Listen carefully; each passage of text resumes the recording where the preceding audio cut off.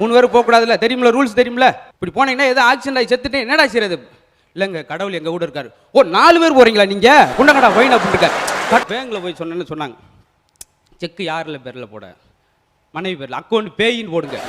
அவ்வளோ கோவத்தில் அக்கௌண்ட் பேயின்னா அந்த பிள்ளை பேயா? நான் ஒரு பிரம்மச்சாரி, ஏன்னா ஆன்மீக பேச்சாளர். நான் ஒரு பிரம்மச்சாரி, எங்கள் அப்பாவும் ஒரு பிரம்மச்சாரி, ஏன் எங்கள் தாத்தாவும் ஒரு பிரம்மச்சாரி. இவங்க ஒரு யோசிச்சிருக்காங்க, எப்படி அவர் பிரம்மச்சாரி, எப்படி இத்தனை குழந்தை வந்துச்சு? கடவுள்கிட்ட போகும்போது பாருங்களேன், ஒரு மன்னர் வந்து ஒருத்தனை கைது பண்ணி கொண்டு விட்டாங்க, ஒரு திருடனை. அவனுக்கு தண்டனை கொடுக்க போகும்போது, ஐயா என்னை விட்டுருங்கய்யா, நான் 3 கொண்டாட்டிக்காரையா. உடனே அரசு சொன்னார், அவனை அவுத்து விடுங்கப்பா, பாவம்.